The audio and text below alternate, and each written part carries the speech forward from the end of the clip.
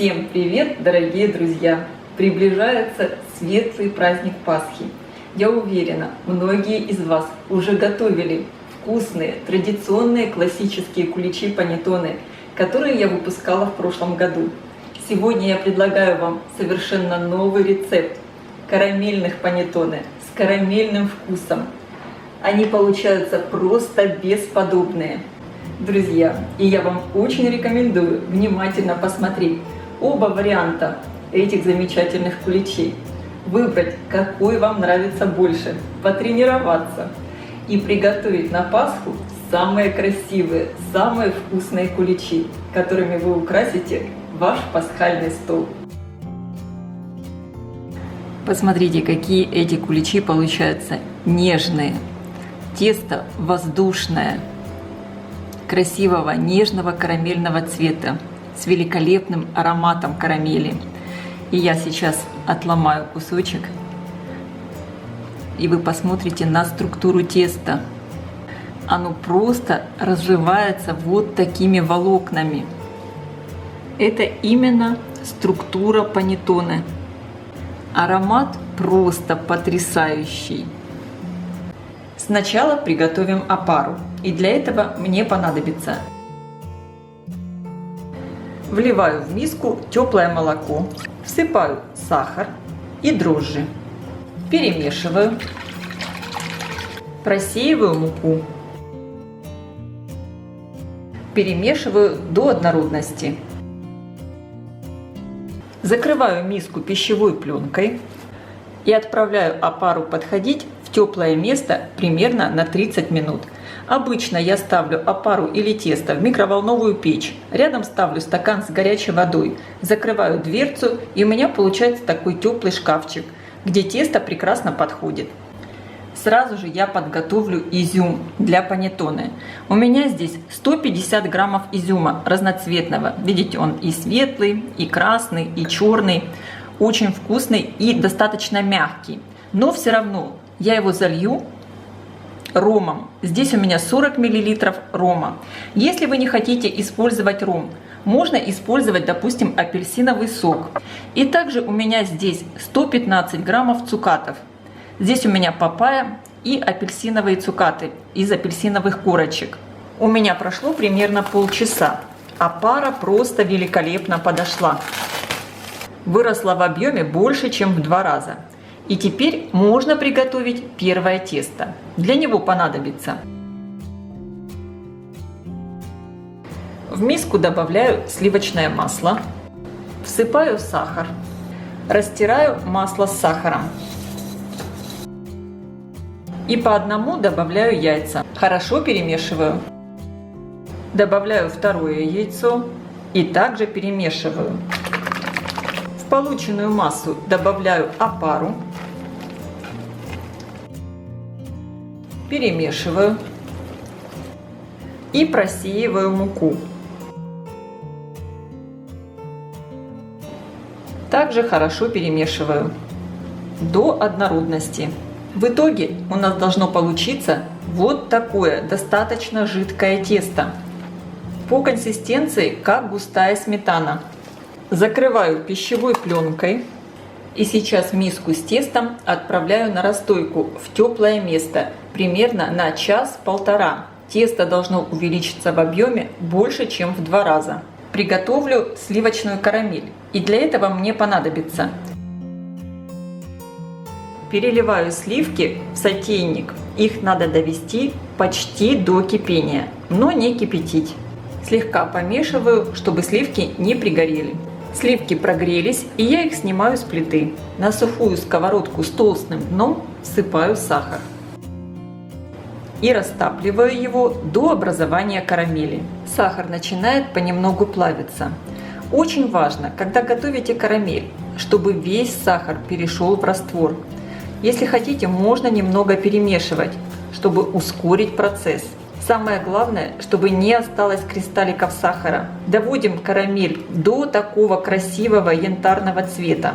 Сейчас это будет происходить очень быстро. Здесь самое главное не перепалить карамель, чтобы она не горчила. Вот сейчас я уже карамель снимаю с огня. так как сковородка горячая и она еще немного будет доходить. Сразу же я возвращаю на плиту сливки. Плиту я выключаю и вливаю сюда карамель. Как видите, началось сразу очень интенсивное кипение. Так и должно быть. Самое главное, аккуратно, чтобы не обжечься.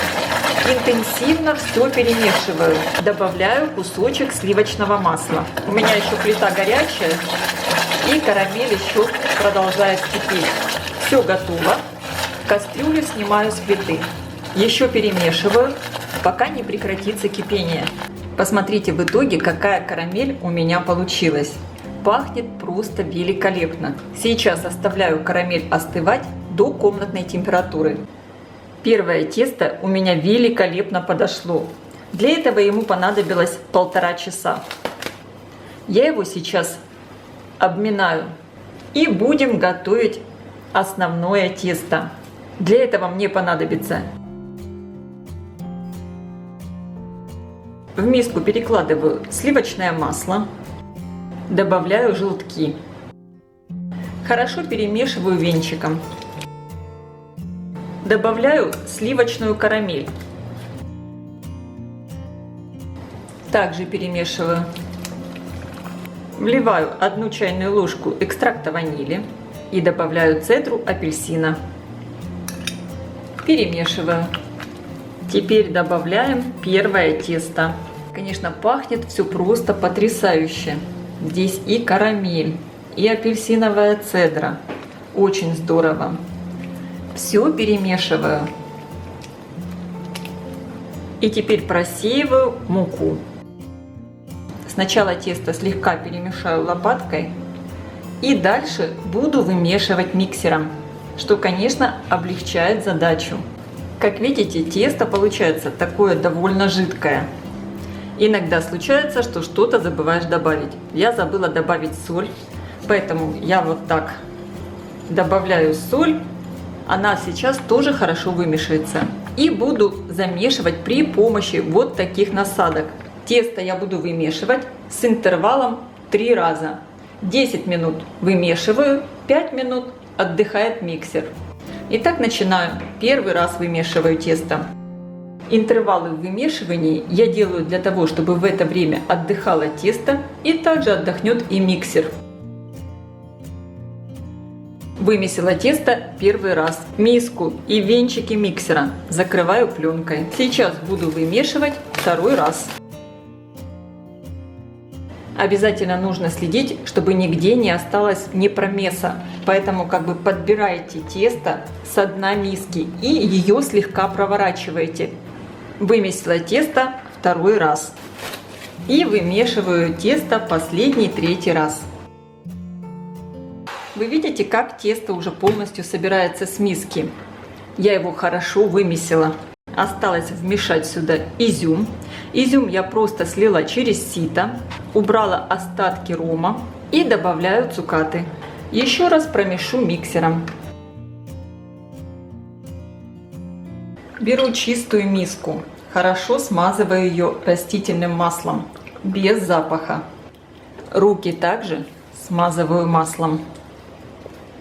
И перекладываю в миску тесто.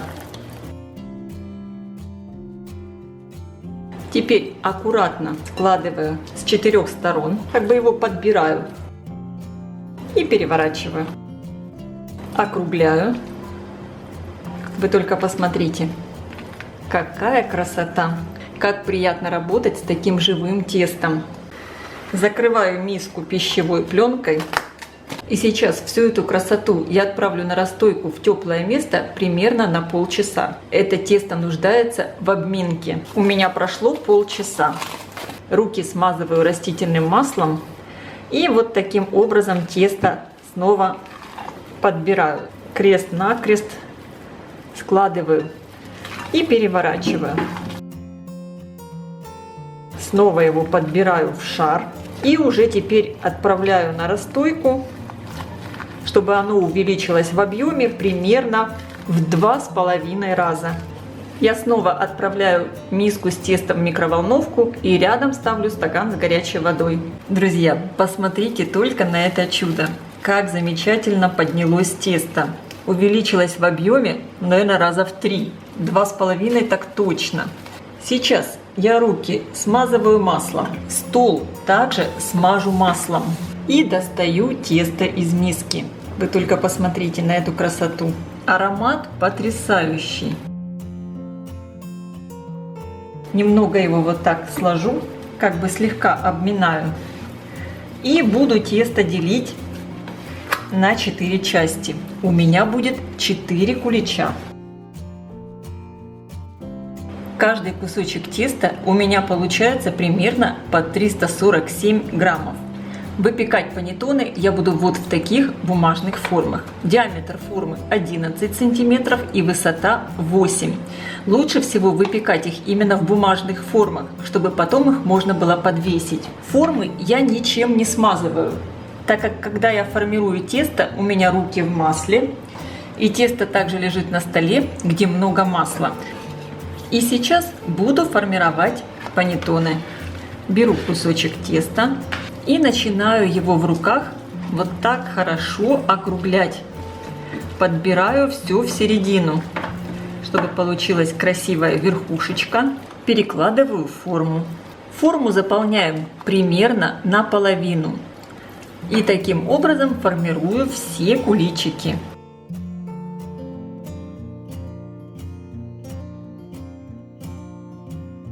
Формы я переставляю на противень, чтобы лишний раз потом куличи не беспокоить, не переносить. Именно на этом противне я их потом буду отправлять и выпекаться. Закрываю формы пленкой. Надо, чтобы пленка лежала вот таким образом свободно. И отправляю куличи на расстойку. Сейчас я куличи поставлю в духовку. Буду ее использовать как теплый шкафчик. Если у вас есть в духовке лампочка, можно ее включить, чтобы от нее шло тепло. Либо, если нет лампочки, просто поставьте также стакан с горячей водой, и тоже получится такое теплое место. Тесто должно заполнить всю форму. У меня прошел 1 час. Вы только посмотрите на это чудо, как подошло тесто. Я еще немного оставлю тесто на расстойке. Хочу, чтобы у меня сегодня получились панеттоны с такой большой круглой шапочкой сверху. Поэтому пленкой я уже их не накрываю и оставляю на расстойке еще примерно минут на 20. Итак, посмотрите, как замечательно подошло тесто. И сейчас, как и в классическом варианте панеттоны, будем делать вот такие сверху небольшие крестообразные надрезы, для того, чтобы получилась такая красивая шапочка. И отгибаю вот здесь края теста. Самое главное, действуйте так бережно. И теперь вот в эти разрезы прямо сверху я выкладываю небольшой кусочек мягкого сливочного масла. От этого шапочка у панеттоны будет такая румяная, красивая. И сейчас куличи панеттоны я отправляю в хорошо разогретую до 170 градусов духовку. Причем у меня включен сейчас только низ духовки. И первые 5 минут я буду выпекать их при этом режиме. Затем включаю верх и низ духовки и выпекаю еще 30-35 минут. Конечно, учитывайте особенности вашей духовки и проверяйте готовность куличей. Если надо, верх куличей прикройте фольгой, чтобы слишком сильно они не подрумянились.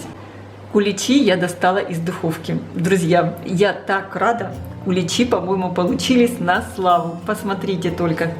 Такие красавцы, какие они высокие. Обязательно проверяем готовность. Я беру вот такие бамбуковые шпажки. Видите, они у меня больше, чем форма. И продеваю насквозь в панеттоне. И буду его подвешивать вниз головой. Это нужно из-за того, что тесто здесь настолько легкое, воздушное, пышное, что если вы их просто так оставите остывать, шапочки могут просто прогнуться. У меня здесь вот такая очень интересная конструкция. Я поставила 2 стула и одолжила у моего сына клюшки для гольфа. И вот на этих клюшках подвешиваю панеттоны. Оставляем до полного их остывания. Обычно я их оставляю на ночь. панеттоны полностью остыли, они висели у меня вниз шапочками всю ночь. И я достаю вот эти шпажки.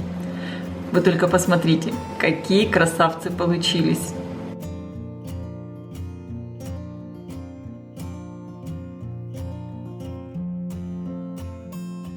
Друзья, эти куличи это просто что-то потрясающее. В них такая структура, что вот просто страшно их разрывать, настолько они нежные. Я сейчас попробую.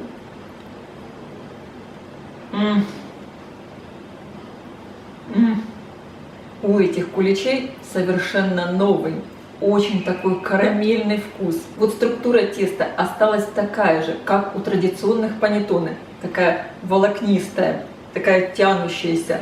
Но вместе с тем появился еще вот этот карамельный вкус. Это что-то потрясающее, так вкусно. Друзья мои, я всем рекомендую приготовить и попробовать это чудо, эти чудо-куличи. Я желаю всем светлых праздников. Ставьте лайки, пишите ваши комментарии. Делитесь этим новым видео с вашими друзьями в социальных сетях. Мне будет очень приятно. И, конечно, подписывайтесь, кто еще не подписан, на мой канал Люда Изикук «Позитивная кухня». Всем пока!